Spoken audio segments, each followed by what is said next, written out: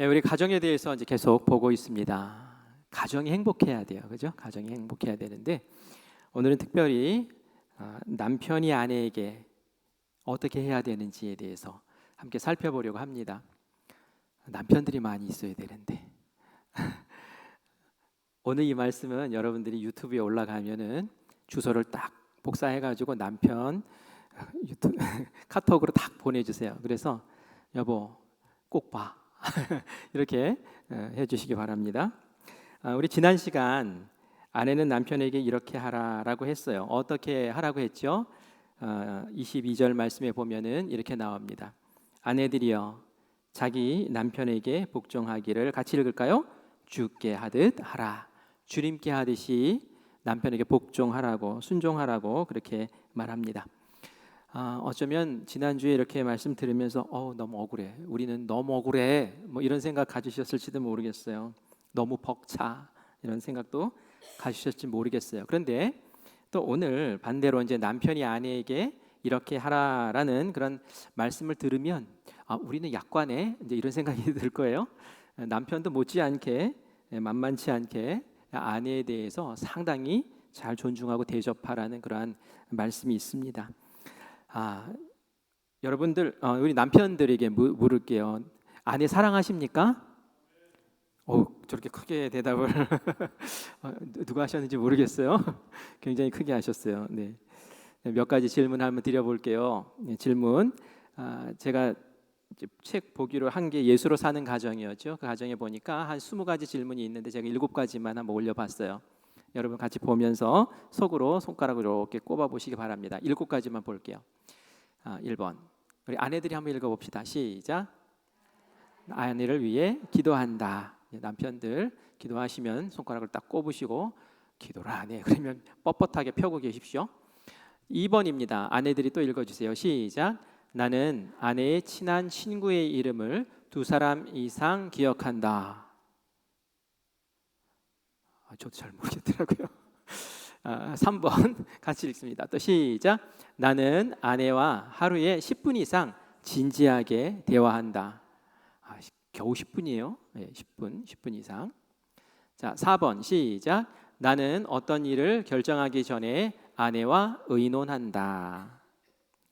열심히 꼽고 계시죠? 예. 그다음 5번째 시작.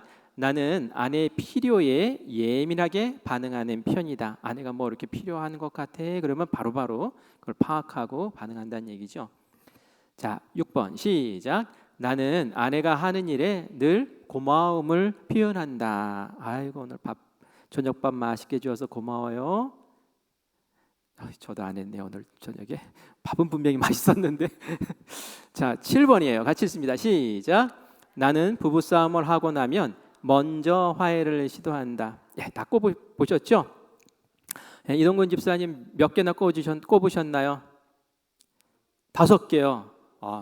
그 정도면 우와 수준입니까? 이거 가지고 지금 이선양 권사님이 뭐 저걸 가지고 지금 약관대 막 이러면서 고개를 몇 개 꼽으셨어요? 6개 이상입니까? 박수가 막 나오네. 그래요. 이제 집에 가서 확인해 보겠습니다. 그래요. 여러분 남편 되시는 분들, 이쪽을 제가 안 봤네요. 남편 되시는 분들 조마조마하시는 것 같아서 제 눈을 피하는 것 같아서 제가 넘어갈게요. 우리 책에 있는 한 20가지 질문을 보시고 한번 점검을 해보셨으면 참 좋겠어요. 이거 보면서 많으면 많을수록, 꼽은 숫자가 많을수록 아내 사랑하는 그런 분이죠. 가정사역자 가운데 김성묵 장로님이라는 분이 계시는데 60세 이상의 그 부부들에게 질문을 했대요. 여자에게 있어서 가장 필요한 것, 여자에게 가장 중요한 것 5가지 꼽아보세요 라고 했더니 제일 첫 번째가 뭐였을까요? 남편, 신랑, 너무 착하셔. 돈이래요. 돈. 두 번째, 건강. 세 번째, 딸. 네 번째, 친구. 5번째는 뭘까요? 개. 남편이 안 들어가요. 너무 실망스러워요. 남자에게 질문했어요. 남자는 뭐가 필요하냐고 5가지 말해보세요. 그랬더니 첫 번째 애엄마, 둘째 아내, 셋째 집사람, 넷째 처, 5번째 마누라. 결국 뭐예요? 남자들은 60세 이상이 넘어가면 아내밖에 없는 거예요. 나 좀 버리지 말아줘 하면서 붙어 있는 거죠. 남자에게 이렇게 아내는 소중합니다. 늦기 전에 잘하라는 권면을 했다고 그래요. 그런데 어떻게 잘하는 게 잘하는 걸까요? 오늘 우리가 읽은 본문 말씀에 보니까 남편들에게 이렇게 아내들에게 잘하래요. 에베소서 5장 25절 말씀을 같이 읽겠습니다. 시작. 남편들아 아내 사랑하기를 그리스도께서 교회를 사랑하시고 그 교회를 위하여 자신을 주심같이 하라. 아멘. 어떻게 하래요? 사랑하래요. 사랑하라고.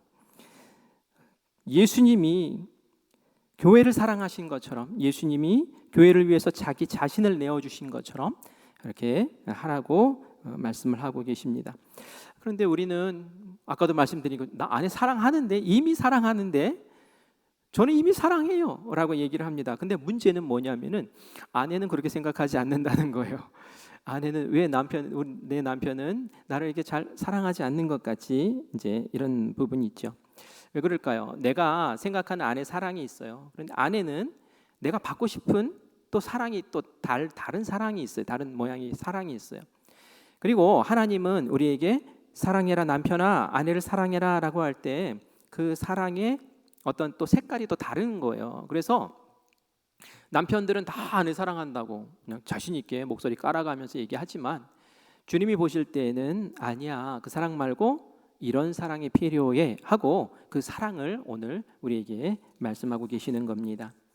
성경이 말하는 아내의 사랑을 여러분들이 들어보시면 여기 아내 되시는 분들이 내 남편이 이렇게만 사랑해주면 너무 좋겠다 하는 생각이 드실 거예요. 그래서 여러분들이 이 말씀의 의미를 잘 새겨보면서 여기 남편 되시는 분들은 내 사랑이, 아내를 사랑하는 내 사랑이 어떤 사랑인가, 여기서 말씀하시는 사랑과 내 사랑은 같은가 다른가, 이런 것들을 보시고, 또 아내들은 저도 예수님 이런 사랑 받게 해주세요 라고 함께 남편을 위해서 기도하는 시간을 가졌으면 좋겠어요. 아내 사랑하기를 예수님이 교회 사랑하듯이 그렇게 사랑하셨다고 그랬고, 또 교회를 위해서 자신을 이렇게 주신 것처럼 그렇게 사랑했다고 했어요. 이렇게 사랑하라고 그랬어요. 그런데 이렇게 사랑하라고 그러면 좀 모호하죠. 내 아내는 교회를 어떻게 사랑하라고, 내 아내를 어떻게 사랑하라고 이렇게 막연할 수 있죠. 그래서 구체적으로 좀 알아보려고 합니다. 우리 첫 번째 같이 저를 따라서 읽어봐 주시기 바랍니다. 아내의 허물과 죄를 남편이 대신 책임진다. 이렇게 사랑하라는 거예요. 아내의 허물과 죄를 남편이 대신 책임지는 마음으로 사랑하라는 거예요. 남편은 아내를 사랑할 때 예수님이 교회 사랑하듯이 사랑하라고 하셨는데 예수님이 교회를 어떻게 사랑하셨습니까? 예수님의 사랑을 우리가 그 사랑을 히라버로 아가페라고 표현을 해요. 우리가 지금 읽은 본문 말씀도 예수님이 교회를 사랑한 것처럼 너희도 아내를 사랑해라 할 때 그 사랑이 아가페라고 써 있어요. 아가페. 아가페라는 것은 신적인 사랑을 얘기하는 거예요. 하나님이 우리를 사랑하시는 것, 예수님이 우리를 사랑하시는 것처럼 사랑하라는 거예요. 그런데 사랑에는 여러 가지 단어가 있습니다. 여러분 잘 아는 에로스라는 그런 단어가 있죠. 이건 로맨틱한 사랑이에요. 이성 간에 막 끌려가지고 어떤 성적 욕망까지도 포함한 그런 사랑을 얘기하는 거예요. 그리고 스토르게라는 또 뜻이 있어요. 이것도 다 사랑이라는 단어인데 의미는 좀 달라요. 부모 자녀 간의 사랑을 얘기하는 거예요. 부모가 자녀 끔찍하게 생각하잖아요. 이거는 이성 간에 사랑하는 것과 또 다른 색깔의 사랑이에요. 그렇죠? 그리고 필리아라는 사랑이 있어요. 이거는 친구 간의 우정을 얘기할 때 필리아 이렇게 얘기하는데 사랑이라고 표현을 하죠. 그런데 예수님이 우리에게 가르쳐 주신 말씀 가운데 남편이 아내를 사랑하라 할 때 이 사랑은 가족 간의 사랑, 그 사랑이 아니라는 거예요. 그 사랑이 아니라 하나님이 사람을 사랑하신 그 아가페의 사랑으로 사랑해야 된다라는 부분이 차이가 있다는 거예요. 우리가 남편들이 아내를 사랑한다고 자랑할 때에 장담할 때 너는 아내를 사랑합니다라고 할 때에 그것은 그냥 우리 세상 사람들이 생각하는 차원의 가족 사랑의 수준에서 사랑합니다라고 하는 경향이 많을 수 있다는 거예요. 그게 아니라 하나님이 인간을 사랑하셨던 것처럼 예수님이 교회를 사랑하셨던 것처럼 그런 사랑으로 아내를 사랑해야 한다라고 이렇게 오늘 말씀에 이야기하고 있는 것이죠. 예수님의 사랑 어떤 사랑이었습니까? 그 사랑은 죄인된 인간을 구원하시기 위해서 당신의 목숨을 아낌없이 내어주신 그 사랑이라는 거죠. 그게 얼마나 엄청난 사랑입니까? 우리의 허물을 다 알아요. 우리의 부족함을 다 알아요. 우리의 죄를 다 알아요. 그런데 그것을 그냥 다 품어주시고 그것을 용서해 주시고 그것 때문에 죄의 길 걷다가 지옥 가지 않게 하기 위해서 당신이 대신 십자가에 달려 죽어주신 그 사랑, 그 사랑으로 사랑하라는 거예요. 이 말은 우리가 이제 아내와의 관계 속에서 좀 적용을 해보면 이렇게 표현할 수 있어요. 아내의 허물과 죄를 남편이 대신 책임진다라는 이야기를 아까 했잖아요. 그것처럼 아내의 허물, 아내의 약점, 아내의 부족함조차도 남편 되는 사람은 그것을 끌어안고 그것을 나의 책임인 것처럼 알고 그렇게 사랑해 줘야 된다는 거죠. 결혼식장 가면 가장 가슴이 저미는 시간이 신부의 아빠가 신부를 신랑에게 넘겨줄 때라는 얘기를 하더라고요. 저는 아직 경험이 없어요. 근데 마음이 아플 것 같아요. 저도 이렇게 상상을 해봤어요. 제가 제 딸을 그 도둑놈한테 제가 요즘 하는 말이 야 헤어지면 안 되냐 이런 얘기를 자주 합니다. 사귀지 말고 뺏기기 싫은 그런 마음이 있어요. 좀 더 잘 지켜주고 좀 더 잘 보호해줄 것 같은 뭐 이런 더 좋은 남자 없을까? 막 이런 마음이 있단 말이에요. 그런데 넘겨줄 때 어떤 마음이 듭니까? 이 아이를 이렇게 연약한 부분까지 부족한 부분까지 다 품어줄 수 있을까? 내가 내 딸 사랑하는 것처럼 그렇게 사랑해 줄 수 있을까? 이런 마음으로 이렇게 넘겨준다는 거죠. 예수님도 마찬가지라는 거예요. 예수님도 우리에게 나의 사랑하는 아내를 맡기실 때에 아이고 내가 사랑하는 것처럼 좀 사랑할 수 있겠니? 너 그렇게 사랑할 수 있겠어? 남편 너 지금 내가 이렇게 넘겨주는 너에게 맡기는 이 아내를 흠이 있어도 좀 부족하고 좀 실수해도 좀 낮잠 자도 그냥 함께 품어줄 수 있겠어? 이런 마음으로 사실은 바라보고 계신다는 것이죠. 그 마음으로 사랑해 주기를 바라신다는 거예요. 예수님이 교회를 어떻게 사랑하셨는지 오늘 본문 말씀 26절, 27절 말씀을 또 같이 읽어볼게요. 26절 먼저 보겠습니다. 시작. 이는 곧 물로 씻어 말씀으로 깨끗하게 하사 거룩하게 하시고 교회를 사랑하셨는데 이렇게 하셨다는 거예요. 교회를 물로 씻어 말씀으로 깨끗하게 하셨다는 거예요. 그래서 거룩하게 만드셨다는 거예요. 이렇게 한다는 얘기는 교회가 깨끗했습니까? 더러웠습니까? 더러웠기 때문에 깨끗하게 씻긴다는 얘기예요. 그죠? 흠이 있다는 얘기예요. 흠이 있지만 내가 그 흠을 책망하고 그 흠 가지고 뭐 버리고 이런 게 아니라 그 흠을 물로 깨끗이 씻어서 말씀으로 깨끗하게 거룩하게 만들어서 품어줬다는 거예요. 그게 예수님의 교회 사랑의 모습이라는 거예요. 남편아 그렇게 사랑해라 이렇게 얘기하는 거예요. 자, 27절도 같이 읽겠습니다. 시작. 자기 앞에 영광스러운 교회로 세우사 티나 주름 잡힌 것이나 이런 것들이 없이 거룩하고 흠이 없게 하려 하심이라. 보니까 티나 주름 잡힌 것이나 이런 것들이 없이라고 나오고 있어요. 교회에 그런 모습이 있다는 거예요. 교회가 완벽한 교회가 없잖아요.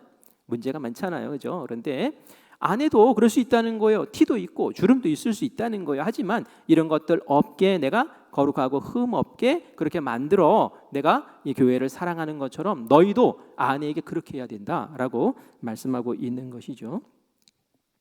그래요. 아내가 부모를 떠나서 남편에게 올 때는 두려움이 있어요. 지금은 막 좋다고 하는데 나중에 나의 이런 부분 보고 뭐라 그러면 어떡하나, 나의 집안의 모습을 보고 뭐라 그러면 어떡하나, 이런 두려움과 불안이 좀 있어요. 그런데 이 사람이 나의 그 모든 부분까지도 품어줄 수 있다면 얼마나 행복하고 감사하겠습니까? 예화를 하나 말씀드릴게요. 한 여인이 새로 산 자동차를 새 차를 운전을 했어요. 그러다가 접촉 사고가 났어요. 순간 화가 잔뜩 난 남편의 얼굴이 탁 떠오르는 거예요. 야, 큰일 났다. 이거 남편이 또 뭐라 그럴까? 그래도 사고 처리를 해야 되니까 거기 사물함을 열고 거기서 이제 자동차 관련된 뭐 보험 증서나 뭐 이런 것들을 꺼냈겠죠. 근데 딱 꺼냈는데 제일 첫 표지에 포스트잇이 딱 붙어 있는 거예요. 그리고 거기에 이렇게 써 있었어요. 여보, 사고가 나면 먼저 기억해. 내가 가장 사랑하고 걱정하는 것은 자동차가 아니라 당신이라는 것을. 와, 감동이에요. 아내의 눈에서 눈물이 흘렀답니다.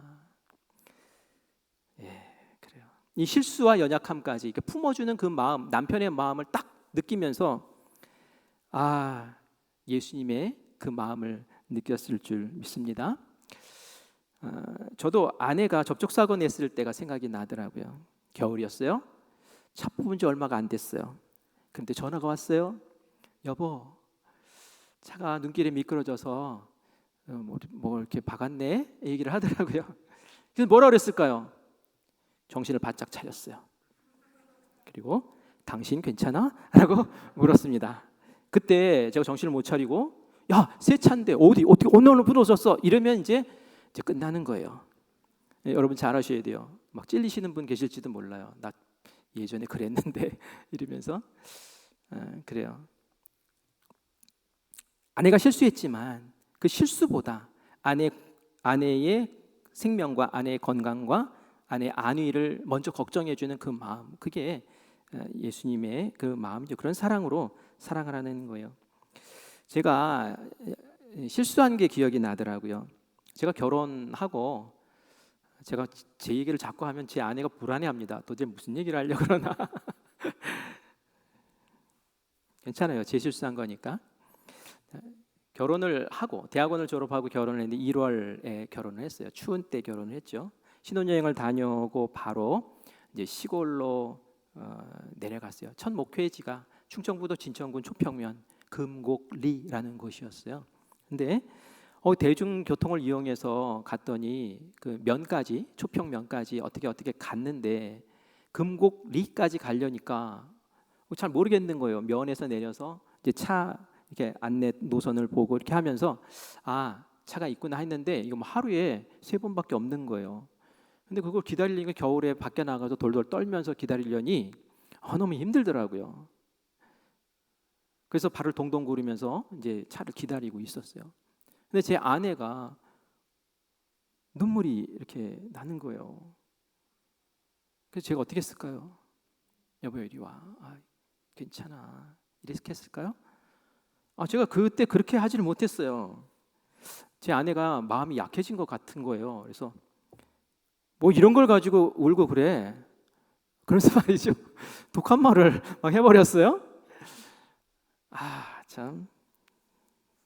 이렇게 마음이 약하면 안 되지. 지금 우리가 복음 들고 어디든지 가오리다 이거지. 이런 전투적인 마음이 있었단 말이에요. 근데 제 아내가 눈물을 흘리니까 제가 벌컥 이렇게 얘기를 했던 것 같아요. 그리고 나서 이제 택시를 타고 이제 들어갔어요. 가봤더니 걸어서 10분 거리밖에 안 되는데 그 지리를 모르니까 그랬던 거예요. 그래서 어쨌든 들어갔는데 나중에 그런 생각이 들더라고요. 사실 저는 군대도 다녀왔죠. 열악한 환경에서 이제 살아본 경험이 있어요. 외국에서 나가서도 몇 달 그렇게 또 안 좋은 환경에서 살아본 적도 있어요. 저는 경험이 있단 말이에요. 근데 제 아내는 서울시 강남구 서초동에서 곱게 자란 사람이거든요. 그런데 생판 모르는 시골로 떠나는데 남편 하나 바라보고 가는데 남편이라는 사람이 우냐고 도대체 왜 뭐 하는 거냐고 막 이렇게 군기를 잡고 있으니 얼마나 속이 상했을까, 마음이 아팠을까 이런 생각이 들더라고요. 제가 이런 예수님이 사랑해라라는 그 사랑의 그 품이 없었던 거죠. 결혼을 처음 해봐서 그런 것 같아요. 그래서 좀 경력이 있었으면 제가 또 잘했을 수도 있을 텐데 제가 초보라서 그랬던 것 같아요. 그런 실수가 있었습니다. 여러분들도 내가 아내를 어떻게 사랑하지? 정말 흠과 약함과 그 내 눈에 저거 뭐야 하는 것까지도 내가 품느냐, 아니면 그거 가지고 막 찔러대면서 이렇게 하느냐, 이거 한번 다시 한번 생각해보는 시간을 갖기를 바랍니다. 자, 우리 두 번째는 아내 사랑할 때 이렇게 하면 좋겠어요. 같이 따라합시다. 아내에게 사랑을 적극적으로 표현한다. 아내에게 사랑을 적극적으로 표현해 보시기 바랍니다. 사랑은 적극적으로 표현해야 합니다. 예수님이 우리에게 사랑을 적극적으로 그럼 표현하셨을까요? 하나님이 우리에게 적극적으로 사랑을 표현하셨을까요? 그 적극적인 사랑의 표현이 있어요. 바로 저 십자가예요. 그죠? 저 십자가가 하나님이 우리를 얼마나 사랑하시는지를 우리에게 적극적으로 표현하신 증표라는 거예요. 로마서 5장 8절 말씀에 보면 우리가 아직 죄인 되었을 때에 그리스도께서 우리를 위하여 죽으심으로 하나님께서 우리에 대한 자기의 사랑을 확증하셨느니라 라고 나와요. 하나님이 우리를 얼마나 사랑하시는지 그 사랑을 그냥 우리에게 너무 명확하게 보여주고 싶으신 거예요. 아주 드러내고 싶으신 거예요. 펴내고 싶으신 거예요. 그래서 십자가에 달려 죽는 그 예수님의 그 모습을 통해서 내가 너희들을 위해서 이렇게 십자가에 달려서 피를 흘리며 채찍 맞으며 창에 찔리며 너희를 위해서 이렇게 죽었어. 내가 이렇게 사랑했어. 라는 그 사랑의 확증을 보이신 거죠. 그래서 이 십자가를 보면은 괜히 이거 세우는 거 아니잖아요. 이게 하나님이 우리를 얼마나 사랑하신지 그 적극적인 사랑의 표현을 얘기하는 거 아닙니까? 남편들도 아내에게 그렇게 적극적으로 사랑을 표현해야 돼요. 근데 여러분, 이게 사랑 표현이 쉽습니까? 어렵습니까? 쉽습니까? 네, 쉬운 계셔요. 근데 저는 잘 안 돼요. 그게 좀 어렵더라고요. 그게 연애할 때 또 신혼 때는 좀 그나마 쉬웠던 것 같아요. 뭐 사랑한다는 말 엄청 했죠. 그런데 지금 어때요? 제가 사랑한다는 말 잘 합니까? 김지숙 사모님? 고개를 제가 딸한테는 사랑한다는 말을 해요. 근데 그래서 한 번은 제 아내가 그러더라고요. 얼마 전에도 저한테 아니 딸한테는 그렇게 막 그냥 뭐 달달한 뭐 애정 표현 엄청 하면서 왜 나한테는 안 해? 그러더라고요. 제가 그랬어요. 쑥스러워. 쑥스러워.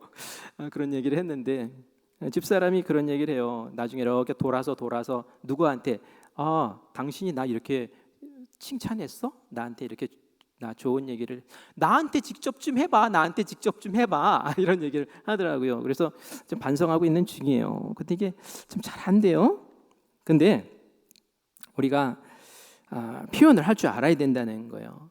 남자들은 사람들에게 인정받으면 힘이 난대요. 인정받으면 말이죠. 뭐 전쟁터에도 막 뛰어들어서 내 목숨이라도 바치고 싶은 그런 감정이 있는 사람들이 남자래요. 그런데 여성은 사랑을 받으면 굉장히 행복하대요. 남자들은 돌봄을 받고 뭐 이렇게 보호를 받고 뭐 애처럼 이렇게 취급받고 이런 말이죠. 남자는 짜증난대요. 지난주에도 제가 말씀드렸죠. 나를 왜 애 취급해? 나를 뭘로 보는 거야? 이런 마음이 드는데 여자들은 그렇게 하는 것이 사랑의 표현이라고 생각하기 때문에 그런 거예요. 그런데 그렇게 표현한다는 얘기는 나도 그렇게 보호받고 싶고 나도 그렇게 사랑의 표현을 받고 싶고 나도 그렇게 다룸받고 싶어 라는 그런 모습이 있다는 거죠. 그런데 남편들은 그걸 잘 몰라요. 그래서 사랑을 하긴 하는데 그걸 구체적으로 명확하게 좀 정확하게 이렇게 확신이 들 정도로 표현을 해주면은 아내들은 그 사랑을 받고 야 남편이 날 이렇게 사랑하는구나 정말 그 사랑이 확증되네. 그러면 어떤 어려움이 있어도 우리 같이 갑시다 하고 그 길을 걸을 수 있는데 그게 아닌 것 같으면 좀 곤란한 거죠. 남편들은 그렇게 사랑한대요. 많은 남편들이 그렇게 한대요. 남편들이 부모도 사랑하고 직장도 사랑하고 축구도 사랑하고 술도 사랑하고 미스김도 사랑하고 그리고 아내도 사랑하고 이러니까 아내들이 별로 안 좋아하는 거예요. 나밖에 없어야지 뭐 이런 게 있단 말이죠. 그래서 아내가 내가 정말 남편에게 사랑받는다라는 그런 마음이 들지 않고 여보 나는 사랑받는 느낌이 없어 이렇게 얘기하면 변명하지 말고 반성하셔야 돼요. 내가 사랑 표현을 제대로 하지 못했구나 반성하시고 아내에 대한 사랑을 좀 구체적으로 그렇게 쓰면 참 좋을 것 같아요. 어느 남편이 아내의 마음에 본의 아니게 상처를 줬대요. 장모님 생신이 있어서 그 아내가 장모님 좋아하는 고등어를 이제 사러 갔어요. 남편이 한 말 툭 농담 삼아 던졌어요. 우리 집 갈 때는 이런 거 한 번도 안 들고 가더니 이렇게 진담이겠어요, 농담이겠어요? 이거 진담이라고 하면 안 돼요. 농담이에요. 농담을 한번 툭 던진 거예요. 그랬더니 이 아내가 농담으로 받아들이지를 않았어요. 그래서 이 농담 이거 잘 구별해서 해야 됩니다. 이 아내 되시는 분들은 이 농담을 진담으로 받아들이기가 있기 때문에, 그래서 이 아내가 마음에 담아두었던 말을 막 쏟아 놓는 거예요. 시댁은 주말마다 가잖아. 어떻게 매주 가면서 이것저것 바리바리 싸가서 갈 수 있겠어? 차라리 우리 집에 가기 싫다고 얘기해. 이러면서 말이죠. 화가 팍 난 거예요. 팩 토라진 거예요. 말도 안 해요. 집을 뛰쳐나갔어요. 아내 마음에 이 분노가 슬픔으로 바뀌고 남편은 너무 속상하고 이제 이런 거죠. 그래서 이제 어머니에게 뭐 친정 이제 집에 가는 거 이제 포기하고 이제 밖에 이렇게 터덜터덜 이제 돌아다니다가 집으로 돌아오는 길이었어요. 근데 돌아오는 길에 전화가 왔어요. 전화를 딱 받았는데 친정 엄마가 전화를 하신 거예요. 얘야, 너 어디 몸에 몸살 났다면서 이렇게 얘기를 하는 거예요. 몸살 안 났는데 네 남편이 여기 와서 네 목까지 다 일하고 가더라. 야, 네 남편 변한 것 같더라. 어떻게 이렇게 나에게 살갑게 얘기도 많이 하고 말도 많이 걸고 그리고 일도 많이 도와주고 그리고 내 손을 꼭 잡더니 용돈도 많이 주고 가더라. 이러는 거예요. 이 아내의 마음이 노골노골 화가 났을까요?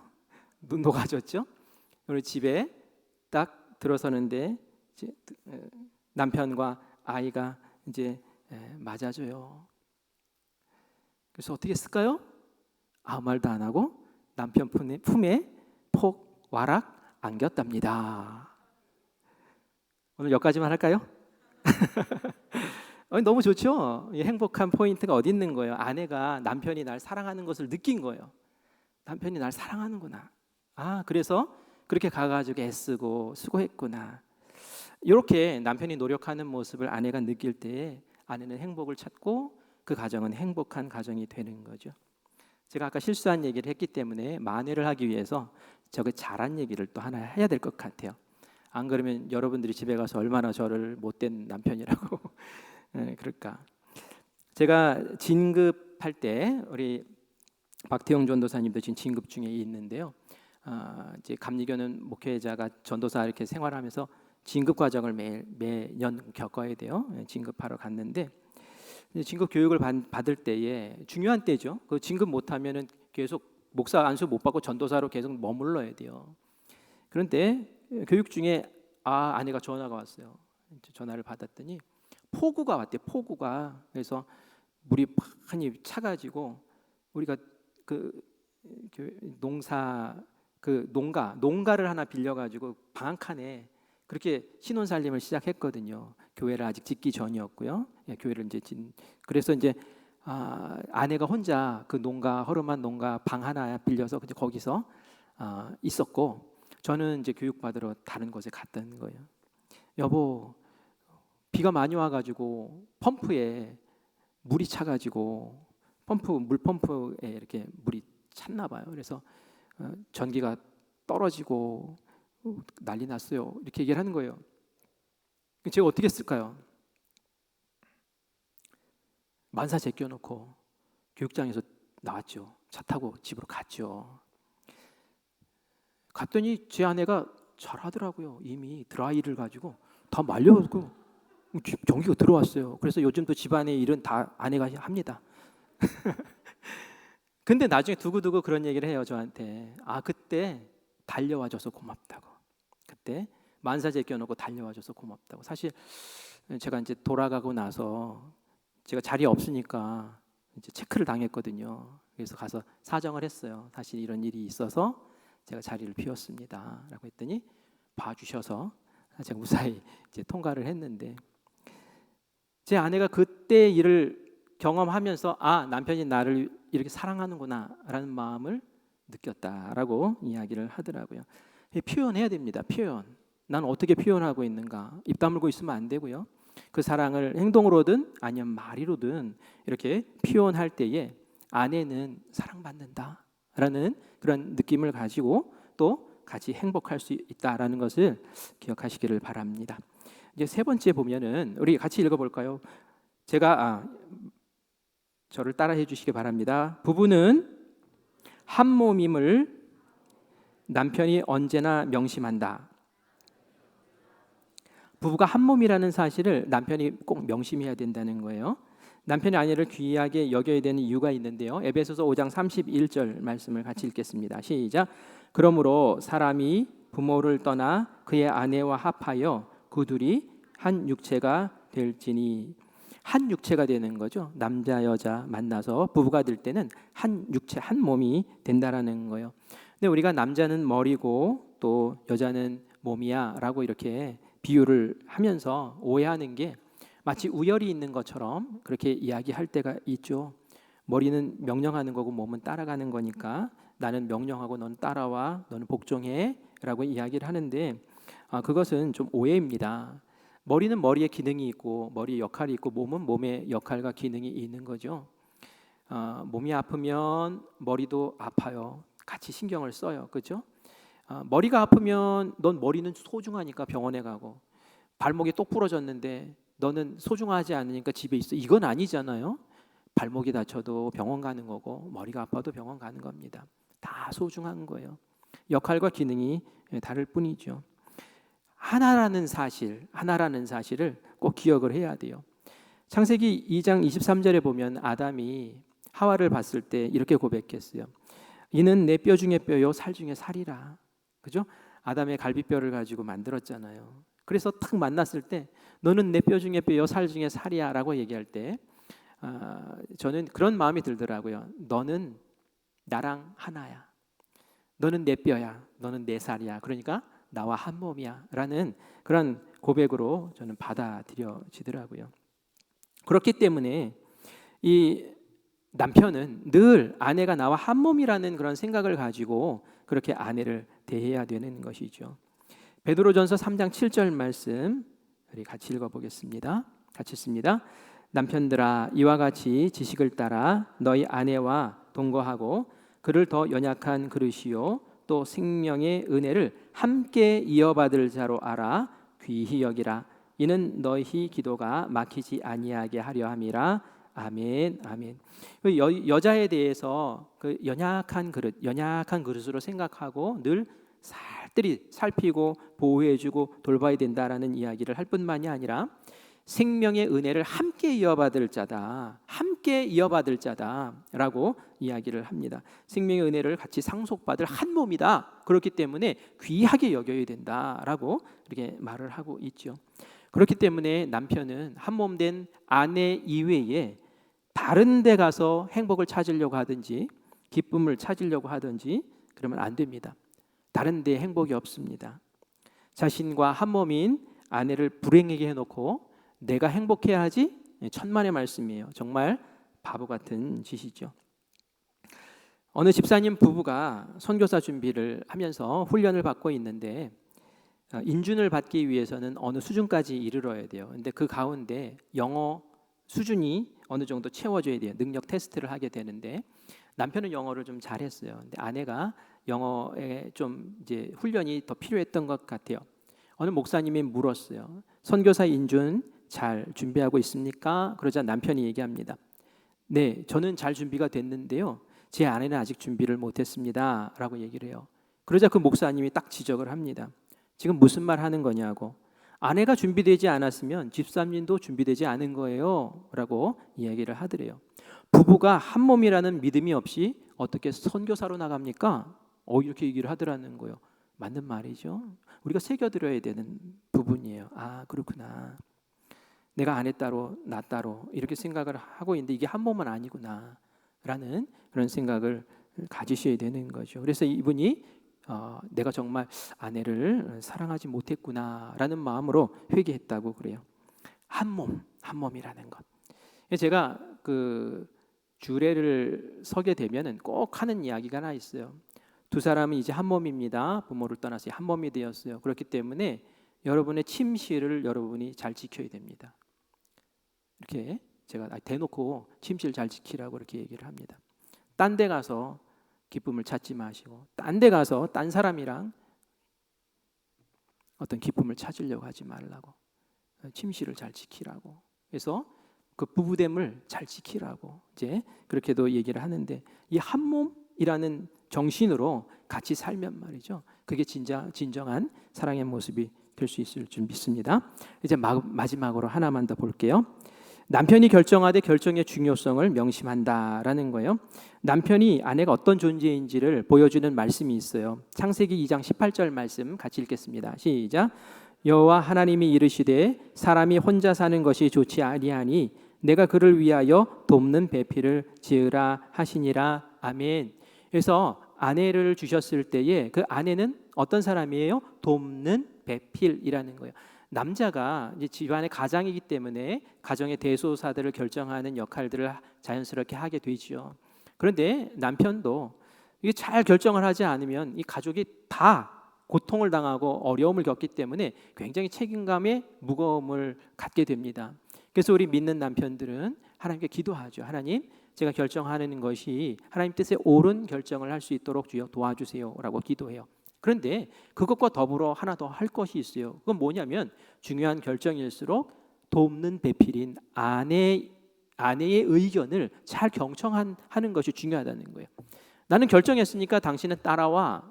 이게 아니라는 거예요. 그저 무조건 순종, 무조건 복종을 요구할 것이 아니라 돕는 배필을 주셨다는 것은 너 혼자로서는 부족해, 연약해. 너의 상황을 도울 사람이 필요해서 내가 붙여준 거야. 너의 아내는 돕는 배필이고 돕는 배필이기 때문에 도울 수 있는 지혜도 내가 준 거야 라는 하나님의 그런 의미가 그 안에 담겨 있다라는 것이죠. 그래서 중요한 일들이 있을 때마다 아내에게 같이 상의하고 같이 결정하는 것이 좋습니다. 그렇게들 하시나요? 네, 저는 중요한 일을 아내가 결정하는 것 같아서 네, 우리 같이 결정을 합니다. 이야기를 하고 같이 기도하자고 그러고, 이제 하나님을 먼저 앞세워야 되니까 하나님 하고 이제 기간을 정해놓고 같이 기도를 하고 그리고 서로 이야기를 하고 그리고 결정하면서 나아가는데, 꼭 아내의 이야기도 들으셔야 돼요. 어떤 남편은 그렇게 얘기해요. 아내가 이거 뭐 당신 나 모르게 이렇게 한 거야? 좋은 건데 뭐 어때? 좋은 거 하자고 한 건데. 근데 아내는 그것이 속상해요. 좋은 것이지만 나하고 상의하고 하면 더 좋잖아요. 그렇죠? 그래서 남편들이 아내가 그런 마음이 있구나라는 것을 잘 이해하시고 정말 돕는 배필로 남편이 결정을 하더라도 아내의 의견을 잘 경청하고 그 안에 지혜가 있거든요. 그래서 그렇게 같이 결정하는 것도 그 행복한 가정을 꾸려나가는 부부 사이에 지켜야 될 좋은 사랑의 방법이다라는 얘기예요. 오늘 여기까지 할게요. 너무 많이 얘기하면은 남자들은 다 까먹어요. 그래서 오늘 여러분 남편들 잘 들으셨죠? 어떻게 아내를 사랑해야 될지, 또 아내 되시는 분들은 또 남편에게 이런 남편 되게 해달라고 하나님께 기도하시고 제 유튜브 영상을 꼭 보여주시면서 여보 믿어요 하면서 손을 한번 꽉 잡아주시길 바랍니다.